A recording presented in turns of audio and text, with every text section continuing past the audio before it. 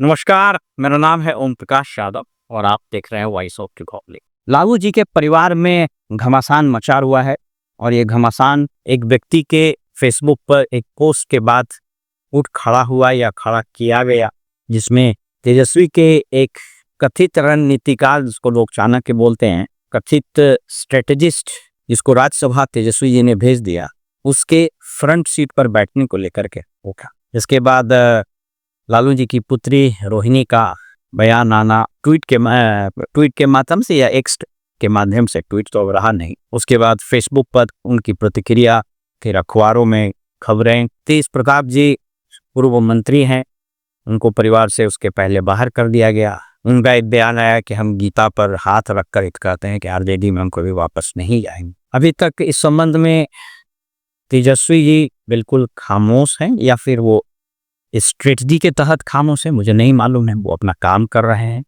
बहुत मेहनत कर रहे हैं। वोट अधिकार यात्रा में जो इलाके बच गए थे, उन इलाकों में उन्होंने यात्राएं की हैं। रिस्पांस भी बहुत शानदार मिला, बहुत शानदार व्यू उठ रही है। आपने इसके उलट देखा कि एनडीए का जहां जहां भी सम्मेलन हो रहा है, वहां तो कुर्सियां खाली रह जा रही है, मारपीट हो जा रहा है और बात पीट रही है।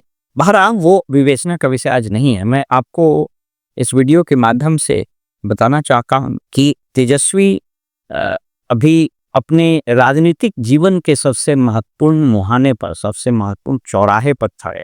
राजनीति का चौराहा किसी भी राजनीतिज्ञ के जीवन में इतना महत्वपूर्ण होता है कि एक गलत डिसीजन उसको उस राह पर लेके चला जाता है जिसकी कोई मंजिल नहीं, लेकिन एक सही डिसीजन उस राजनीतिज्ञ को एक वैसे मुकाम पर पहुंचा देता है, वैसे मंजिल पर पहुंचा देता है जिसकी कल्पना तो बहुत सारे लोग करते हैं, जिसके सपने तो बहुत से राजनीतिक, इनफैक्ट सही राजनीतिक लोग पालते हैं, लेकिन वो मंजिल सबको मिलती नहीं, वो सपने सबके सच होते नहीं। इसी चौराहे पर, इसी मुहाने पर तेजस्वी खड़े हैं। इनके राजनीतिक इम्तिहान के साथ साथ इनके व्यक्तित्व, इनकी मनोदशा और इनके राजनीतिक और सामाजिक सूझबूझ की भी परीक्षा है। हमेशा याद रखिए कि राजनीति में कोई भी व्यक्ति जो कथित रूप से आपके जीवन में सलाहकार या मित्र के रूप में प्रवेश करता है, तो वो सब आपका शुभचिंतक होगा, ऐसा मान लेना ये बड़ी भूल होती है। All that glitters is not gold. राजनीति में, सामाजिक क्षेत्र में, सामाजिक जीवन में परसेप्शन का बड़ा महत्व होता है।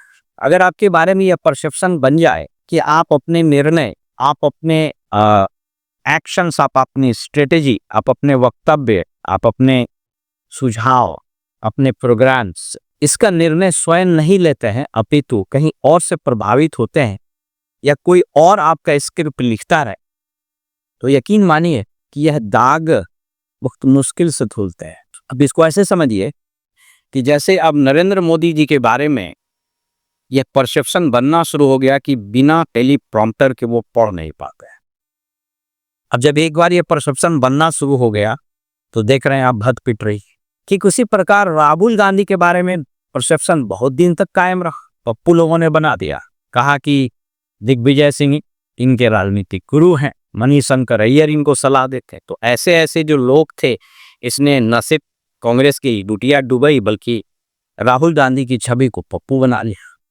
लेकिन राहुल गांधी ने एक मजबूत निर्णय लिया, वो भी उसी मुहाने पर खड़े, लेकिन उस मुहाने पर उन्होंने एक मजबूत निर्णय लिया और भारत जोड़ो न्याय यात्रा जो उन्होंने किया, वह भगवान राम के 14 वर्ष के वनवास से वो कम कठिन नहीं था। उसने अपने अंदर के सभी विकृतियों को बाहर निकाल दिया, अपने शरीर के ऊपर जमे तमाम मोम को पिघला दिया, पत्थर को छेनी से मारकर अपने आप को तराश दिया, परिणाम सबके सामने।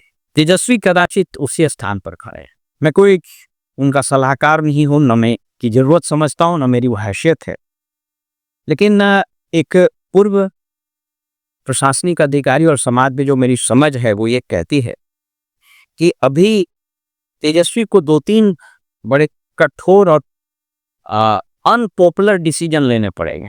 उनको, उनके सामने विकल्प यह है कि उनका पूरा पारिवारिक जो स्ट्रक्चर है वो डायबिटीज से ग्रसित है और उनके पास चीनी भी है और उनके पास कड़वा दवा भी है, करेले का जूस भी है, एक बीटर पिल्स भी है, बीटर टेबलेट भी है। चुनना उनको पड़ेगा कि क्या वो चीनी पीकर फिर उस डायबिटीज को बढ़ाते हैं या फिर डायबिटीज कम करने की जो कड़वा दवा है उसको वो लेते हैं। क्योंकि अगर इस बार वो इस मैदान में, इस स्ट्रेटजी में, इस रणनीति में, इस अवसर में चूके तो जैसे कहता है कि डाल का गिरा बंदर, वक्त का चूका इंसान, ये बड़ा मुश्किल से उठ पाता है। तो वही स्थिति इनकी हो जाए। इनको 3 बड़े निर्णय लेने पड़ेंगे। पहला बड़ा निर्णय कि एक, और ये मैं बहुत जवाबदेही के साथ कर रहा हूं, मैं ये वीडियो न किसी के पक्ष में, न किसी विपक्ष में, न किसी आलोचना के दृष्टिकोण से बता रहा।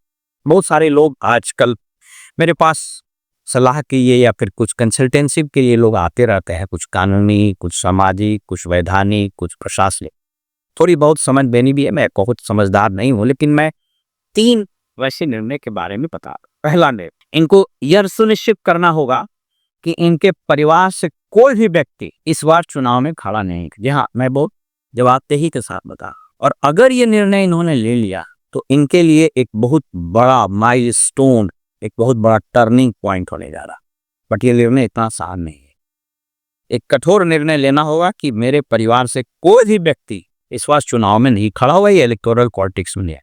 लालू जी तो हो ही नहीं सकता ना उनको खड़ा होना है, वो तो एक युग पुरुष हैं। मैं उनकी बात नहीं कर रहा हूँ, लेकिन मैं बात कर रहा हूँ बाकी सदस्य। दूसरा निर्णय, इनके जो भी सलाहकार हैं, इनका जो भी एसोसिएशन है, उस एसोसिएशन को इनको फिल्टर करना पड़ेगा। आप इस बात को याद रखें कि नीतीश कुमार और आप में अंतर है। नीतीश कुमार अपने जीवन की अंतिम पारी खेल रहे हैं और आपने कायदे से अभी अपनी पारी की शुरुआत ही नहीं की है। आपके इर्द गिर्द कैसे लोग होने चाहिए, इसका निर्णय भी आप ही को लेना होगा। मैंने एक वीडियो में अशोक चौधरी और नीतीश कुमार आदि की चर्चा की है। जिम रॉन एक बहुत बड़े थिंकर हुए, बहुत बड़े एंटरप्रेन्योर हुए। उनका जिम रॉन रूल के नाम से कुछ किताबें भी छपती है। वो कहता है कि हर व्यक्ति को अपने एसोसिएशन में बहुत फिल्टर करके लोगों को रखना चाहिए, जिसकी दागदार छवि नहीं हो, जिसका मानसिक बौद्धिक स्तर आपके बराबर या आपसे ज्यादा हो। अंग्रेजी में कहावत है, always associate with people smarter than you. अपने से ज्यादा काबिल लोगों को अपने संगति में रखिए। तो तेजस्वी जी को अपने उस संगति में, अपने उस परिधि में सिर्फ वैसे लोगों को रखना चाहिए जो इस मापदंड से खरे। और अन्यथा आपकी छवि जिस तरीके से पर्पुलेट हो रही है वो ये हो रही है कि इनका स्क्रिप्ट लिखा रहता है और इनकी सारी स्ट्रेटेजी कोई और बनाता है। और ये बड़ा डेंजरस चीज होता है, इसमें बहुत लोग मार खाते हैं। तो ये मैंने दूसरी चीज कही। और तीसरी चीज ये कि अपनी उपलब्धता को, अपनी एक्सेसिबिलिटी को इनको और ओपन करना चाहिए। तमाम सर्वे, तमाम ट्रेंड में इन दिनों विगत 15-20 दिन से पूरे बिहार के अलग अलग क्षेत्रों में था, ग्रामीण क्षेत्रों में, अलग अलग जगहों पर, चौक चौराहे, नुक्कड़ों पर लोगों से इंटरेक्शन। तो जो स्थिति बन रही है, सर्वे में भी वो आंकड़े आ रहे हैं और भीड़ भी बता रहा है। एक इनके प्रति सकारात्मक माहौल है। लेकिन जैसा मैंने बताया कि अगर ये तीनों चीज जो मैंने बताया इन्होंने नहीं की, ये बड़ी मुश्किल। आपको याद होगा मैंने एक वीडियो में बताया था कि आरजेडी के पास अच्छे प्रवक्ताओं की कमी है। लेकिन उसके बाद मुझे नहीं मालूम है कि वो वीडियो मेरा सुन के किया गया या अपने इंट्यूशन से किया गया, मुझे नहीं मालूम है। लेकिन अभी खास करके केंद्रीय स्तर पर मैंने एक वीडियो में बात भी कही थी कि 2-3 महिला, 4 महिला नेत्री है, उसमें 2 प्रवक्ता है, बड़े अच्छे परफॉर्म कर। तो ये 3 विषय पर उनको निर्णय लेना होगा। नंबर 1, परिवार के सभी सदस्यों को राजनीति से अलग रखना होगा। दूसरा, उनके सलाहकार मंडली में वैसे दागी लोगों को कदापि नहीं रखना होगा जिन पर उंगली उठ रही है या उंगली उठ चुकी। और तीसरा कि अपनी एक्सेसिबिलिटी को, अपनी उपलब्धता को और खुला होगा। देखिए, मैं आपको यहीं पर एक और बात बताना चाहता हूँ। आप सब लोगों को लग रहा होगा कि प्रशांत किशोर के पास इतनी इंफॉर्मेशन कहाँ से आ रहा है। आपने देखा कि उनके प्रहार से सम्राट चौधरी